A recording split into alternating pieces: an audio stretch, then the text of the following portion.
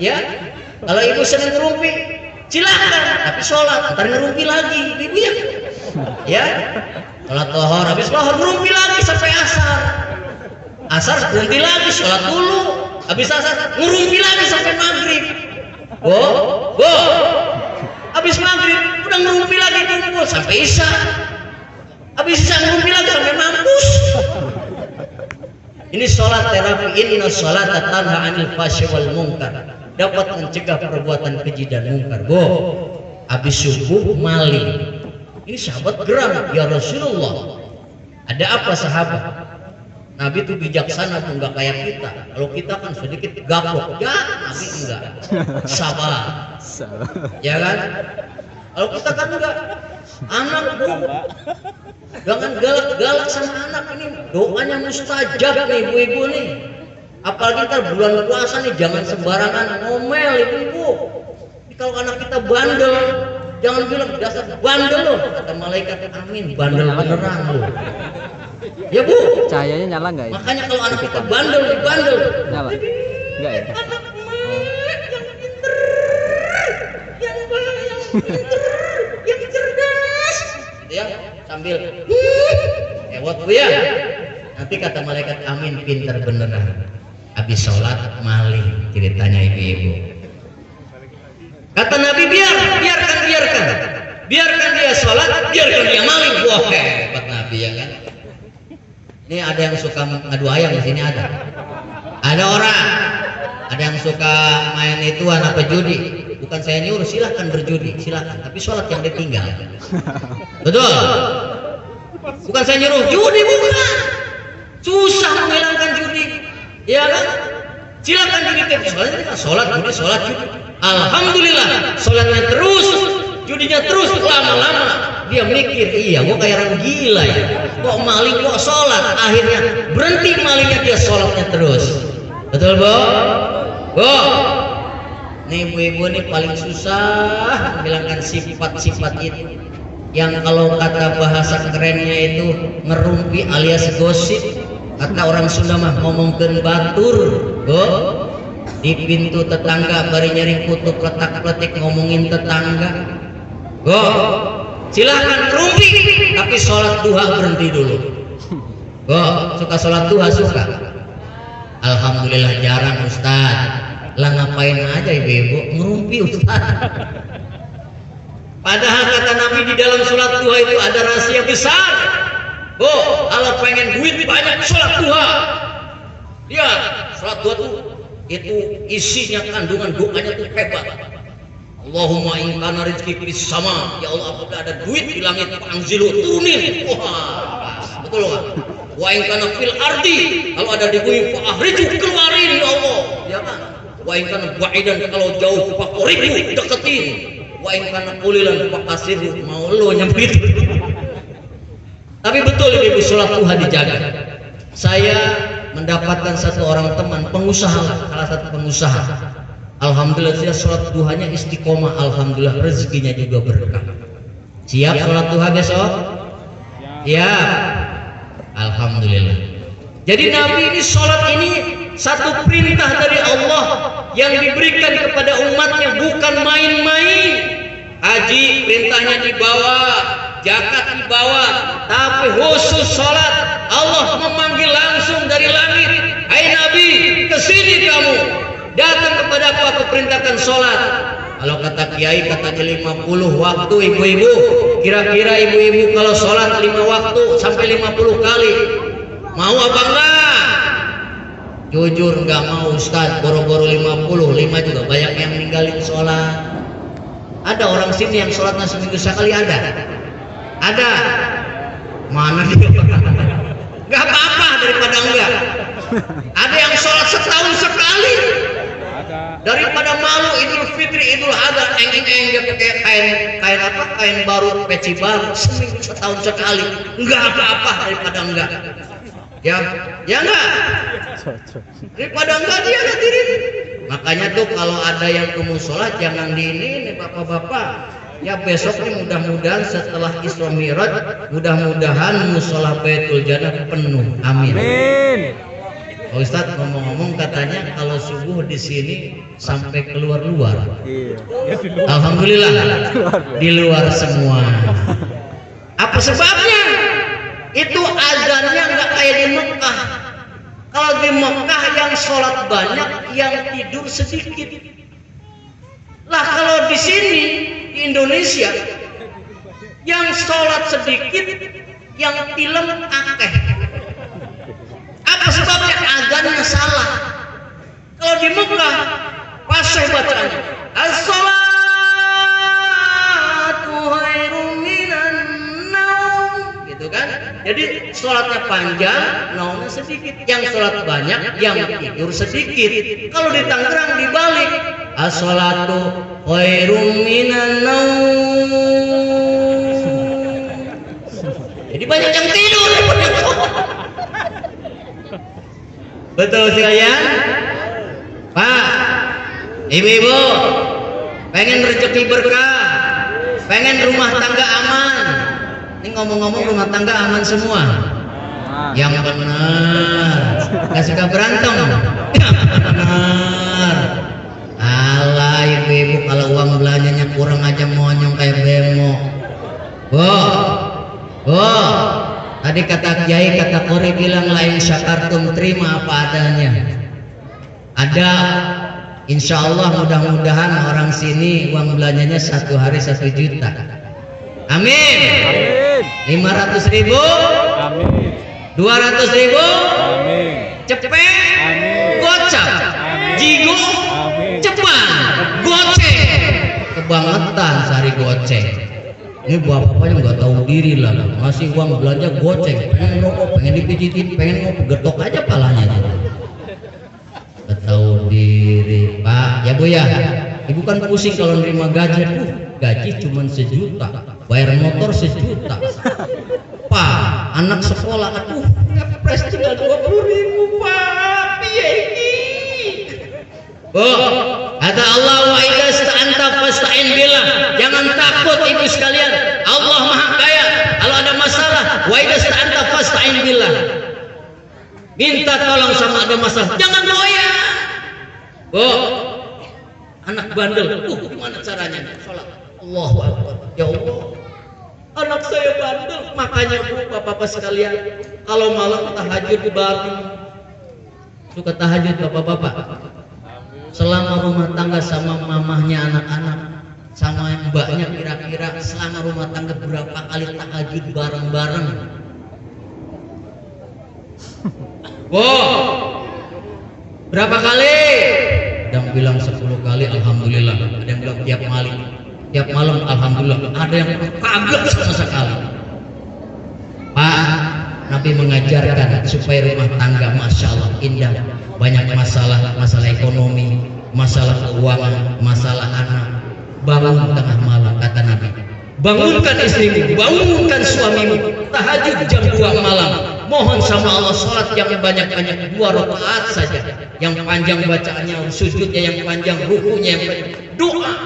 Bapak yang berdoa, ibu yang mengambil doa sambil menangis itu sekali. Ya Allah, tolonglah saya. Anak saya nakal, ya Allah. Tolong rubah anak saya, ya Allah.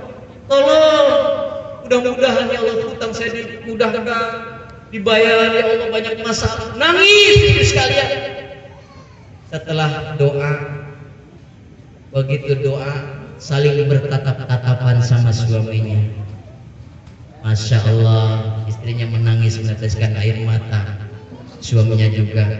Kata Nabi, barang siapa seorang suami memandang istri dengan pandangan kasih sayang, istri memandang suami dengan pandangan kasih sayang, Allah akan memandang keduanya dengan pandangan rahmat.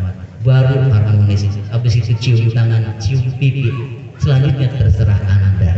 Ya, betul ibu-ibu? Jadi sholat ini terapi mustajab. Banyak pengalaman kalau ada masalah jangan bingung. Umpamanya istrinya ngambek, kira-kira ibu-ibu suka ngambek, suka marah apa enggak ibu-ibu? Nah, kalau masih suka marah bapak-bapak, kalau ibunya marah jangan marah lagi, ya kan? Saya punya tasbih tuh khusus buat menentukan istri saya. Panjangnya 2 meter. Jadi hari sekalian, kalau istrinya ngambek, jangan ngambek lagi. Langsung ke musola, ambil wudhu, baca ya wadud, ya wadud, ya wadud 111 kali. Pulang ke rumah masih ngambek, balik lagi. Sholat lagi, ya wadud 111 kali. Balik lagi masih ngambek, balik. Sampai capek sekalian. Jadi sholat ini adalah solusi dari semua masalah. Bingung, besok mau dagang cabai apa dagang tomat? Sholat apa Bapak sekalian? Istihar. Nih adik-adik ya yang mau melamar pacarnya ya kan, istihar dulu ya. Istihar sholat 2 rakaat. Mohon pilihan baik apa enggak pilihan saya ini. Kemudian ibu-ibu atau siapapun yang melamar kerja istihar. Ada masalah sholat hajat. Dan jangan lupa kata Nabi, sholat witir minimal 1 sampai 3 rakaat dan seterusnya. Jadi sholat itu indah, Bapak hadirin berbahagia.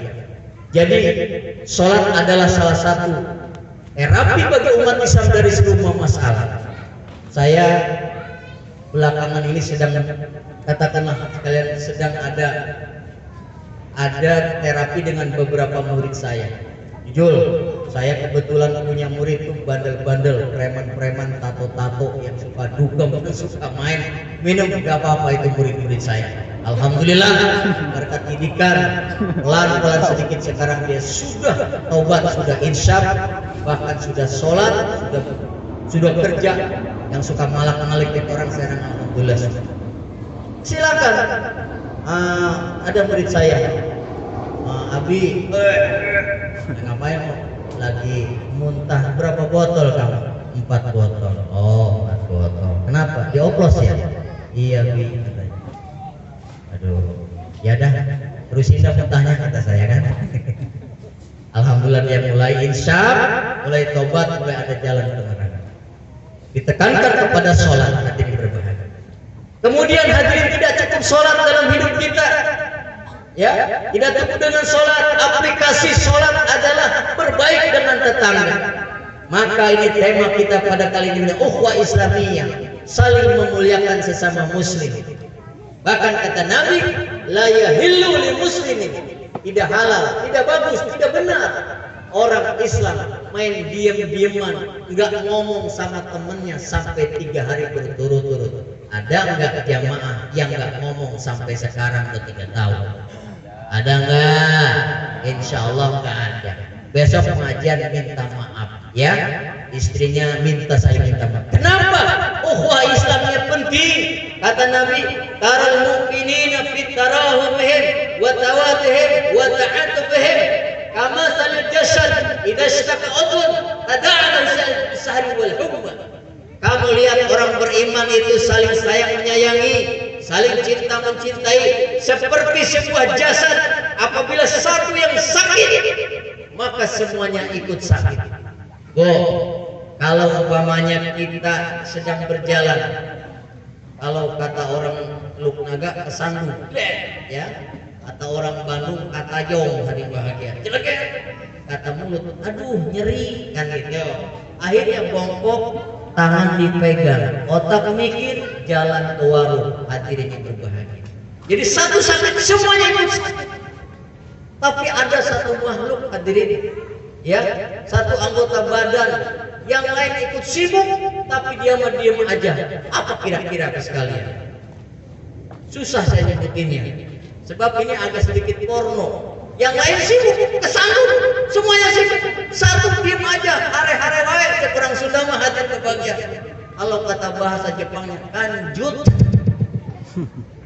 Hadirin, jadi yang berbahagia orang beriman harus sayang menyayangi. Bahkan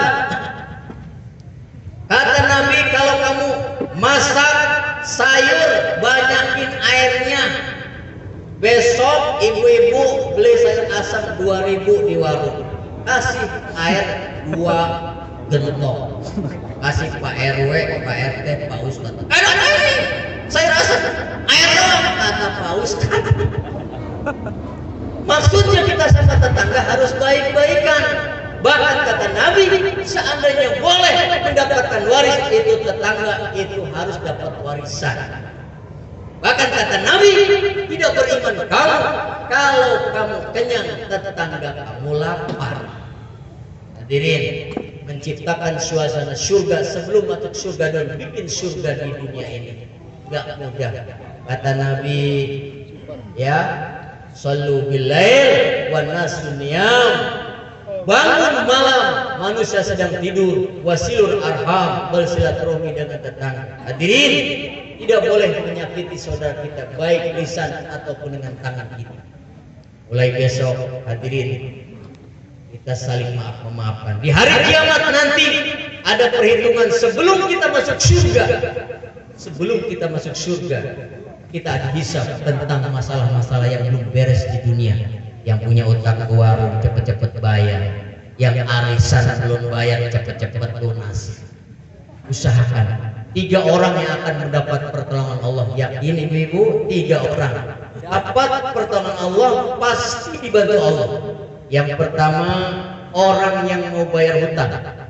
Kalau benar-benar mau bayar hutang, pasti akan dikabulkan oleh Allah. Asal sungguh-sungguh mau bayar. Ada seorang sahabat, dia ngelakuin musola. Kenapa lo? Banyak hutang ya Rasulullah. Nih baca, kan ada nih sampai Ustadz nanti nanya nih. Kalau ada masalah jangan kemana-mana. Ada Ustadz, ada Kiai di sini tanya. Nanti Ustadz akan memberikan solusi, memberikan jalan keluar. Ya, hadirin berbahagia. Kenapa kelamun banyak hutang? Baca. Allahumma inni a'udzubika minal hammi wal hazan, wa a'udzubika minal jubni wal bukhli, wa a'udzubika min ghalabatil rijal. Setiap asar 7 kali, 7 balik baca terus. Hadirin, ceritanya saya baca itu kan saya banyak utang dulu ceritanya hadirin. Baca doa itu, kok utang saya nggak beres-beres. Oh ternyata bukan sekedar dibaca itu doa, ya kan? Kalau utang pengen lunas, yang pertama sesuai dengan doa. Allahumma inni a'udzubika minal hammi. Ya Allah berlindung daripada pusing. Gak usah pusing ibu-ibu. Bo, ibu kadang-kadang kalau ada masalah hari Senin, hari Minggu udah meriah. Gak usah pusing minal hammi wal hazan. Gak usah sedih, ya. Gak usah malas. Jangan malas, jangan lemes. Harus rajin bekerja, harus berjuang, baru bisa bayar hutang. Betul. Nah hadirin berbahagia, ini hari ini zaman komunitas. Saya lihat banyak komunitas. Ya biar suka-suka saja manusia kan. Ada forum Betawi Rembuk, silakan. Ada komunitas mobil Honda apa gitu kan. Ada mobil ini sebagainya. Banyak komunitas hari ini. Banyak sekte, banyak suku. Ini boleh silakan, komunitas adalah bagian daripada seni kehidupan. Tetapi komunitas jangan menjadikan kita saling pecah belah satu sama lain. Betul? Karena orang beriman sekali lagi, komunitas boleh berbeda, tapi kita tetap adalah orang yang beriman kepada Allah, saling menghargai satu sama lain. Dengan tetangga yang bukan muslim, kita menghargai satu sama lain. Jangan kita menyakiti tetangga orang lain yang bahagia. Sebab apa kata Nabi? Doa orang yang dizalimi, kata Nabi, itu makbul, mustajab. Tidak ada penghalang antara dia dengan Allah Subhanahu wa taala. Walau kana min famin kafir, sekalipun daripada lidahnya orang kafir. Maaf ibu-ibu, ada orang yang non muslim kita sakiti, kita aniaya, kita zalimi, dia berdoa sekalipun dia bukan orang Islam, doanya dikabul oleh Allah Subhanahu wa taala. Bapak, mari kita sama-sama renungkan di malam ini. Saya dengan kejadian istri saya meninggal, saya baru saya koreksi kesalahan-kesalahan saya terhadap istri. Pak, boleh saya ingatkan satu perkara Pak, kepada istri tidak boleh kasar, harus lembut. Ya Bu, bahkan kata ulama harus meningkatkan kelembutan. Kalau perlu ada koreksi ibu-ibu. Bapak hari ini kira-kira udah cukup lembut enggak Ma? Kurang Pak, besok lembutin lagi. Bapak kalau manggil istri dengan panggilan yang indah, ya kan? Oh Mama, kamu hari ini cantik sekali, ya kan? Kerudungnya cantik, Mama bibirnya cantik, Bapak jadi tambah cinta, gitu kan? Hadirin yang berbahagia, ini jangan kayak begini, begitu istri dangun, kemudian kayak kokok peluk. Ngedrop istrinya Bu ya. Bahkan Nabi memerintahkan berikan contoh kepada istrinya, ya Humaira, wahai istriku yang bibirnya kemerah-merahan. Wah, Pak, ibu juga sama. Kalau bapak mau kerja, tampilkan seorang istri yang baik. Bukan moral, bukan pendidikan Pancasila atau pendidikan agama, Bu. Kalau bapak mau kerja, mau ngantor, mau ngojek, mau ke pabrik, siapkan ibu-ibu sibuk dengan siapkan sepatunya, semirkan sepatunya ya. Kalau umpamanya kancingnya belum benar, Papa ini kancingnya kurang beres, jangan-jangan kancing di atas di ke bawah, itu malu sekalian. Ini siapa? Wah, istrinya nih nggak beres. Betul. Bapak kira-kira siapa? Sudah. Bagus Pak. Juga Bapak katanya Pak, ini ajaran ulama. Di depan istri harus tampil maco gitu loh Pak. Betul nggak Bu? Betul. Kan istrinya bangga tuh, suami gue gitu loh, ganteng gitu loh. Betul nggak Bu? Ya. Jadi begitu suaminya berangkat diiring sampai pintu rumah, pesan, Mas, mulai jam piro? Ya kira-kira jam 6 lah Bu.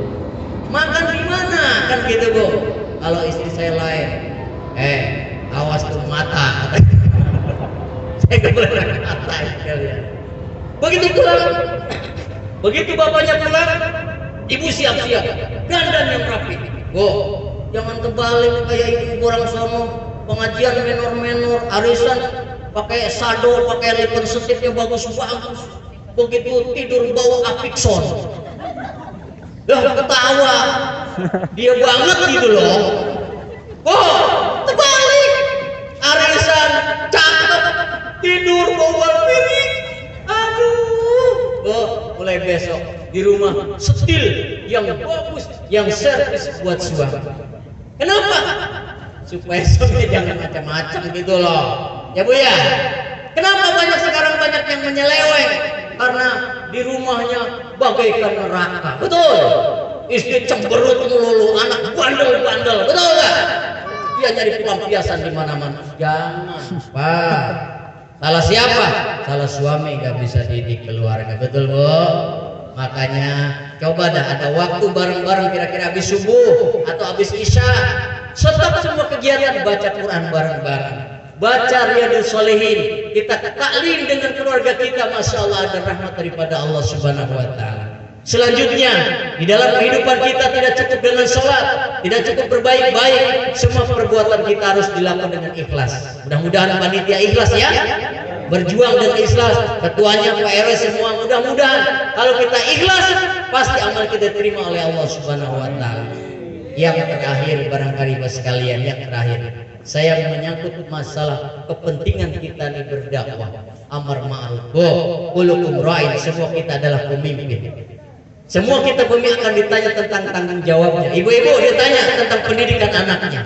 Bapak-bapak ditanya tentang pendidikan keluarganya. Makanya hadirin bahagia kata Nabi, muru auladakum bisalat, perintahkan anakmu salat. Kalau umur 7 tahun, anak perintahkan salat. 7, 8, 9, 10 anak kita perintahkan salat. Kata Nabi, kalau 10 tahun belum salat itu boleh digebuk, tapi jangan kencang-kencang ya, sekedar aja. Bapak-bapak, coba kita sedikit pakai logika. Anak yang 10 tahun saja kalau nggak sholat boleh digebuk, kira-kira kalau aki-aki nggak sholat diapain? Ada yang bilang pendem, kubur. Kalau kata saya kumpulin di lapangan, panggil Densus 88. Lagian udah tua bangka, udah bau tanah, bukan sholat malam. Bangun orang-orang sholat biar nonton Liverpool sama AC Milan. Sholat, ya betul. Hadirin, jadi perintah dakwah. Hadirin berbahagia.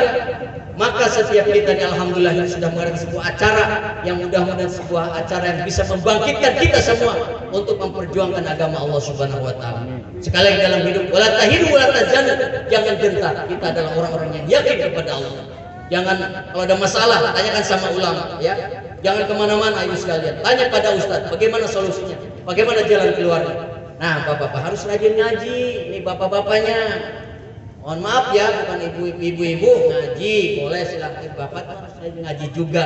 Nanya kepada para ulama, para kiai, para asatid semua yang ada di sini. Hadirin, itu saja yang dapat saya sampaikan pada malam ini. Semoga sekali yang paling penting adalah apa yang disampaikan oleh saya mudah-mudahan dapat diamalkan oleh kita bersama, dapat disampaikan dan dapat disebarkan kepada yang lain. Mudah-mudahan Allah SWT memberikan taufik hidayah kepada kita sekalian. Kita mudahkan hajat ya Allah, segala masalah-masalah mudahkan, segala kesulitan mudahkan ya Allah, segala keinginan tunaikan. Berikan kesempatan kepada kami untuk haji dan umrah, berikan kesempatan untuk berzakat, berikan kesempatan kami untuk hidup bisa berguna untuk orang lain ya Allah. Berikan kesempatan kepada kami untuk mendidik anak dan istri kami menjadi ahli surga. Berikan kesempatan kepada kami yang laki-laki akan bisa memakmurkan masjidnya, musolahnya. Dan berikan kesempatan kami untuk bisa berbakti kepada agama yang mulia. Berikan kesempatan ya Allah agar kami hidup lebih baik, lebih panjang, bermanfaat bagi orang lain. Rabbana atina fid dunya hasanah wa fil akhirati hasanah wa qina adzabannar. Rabbana atina fid dunya hasanah wa fil akhirati wa qina adzabannar. Subhana rabbika rabbil izzati amma yasifun wa salamun alal mursalin walhamdulillahi rabbil alamin. Terima kasih hari bahagia yang apa yang saya sampaikan. Mohon maaf apabila ada kekurangan. Kalau ada semut di ladang boleh kita menumpang mandi. Kalau ada umur panjang bikin sumur, jangan numpang melulu ya. Akhirul kalam, wassalamualaikum warahmatullahi wabarakatuh.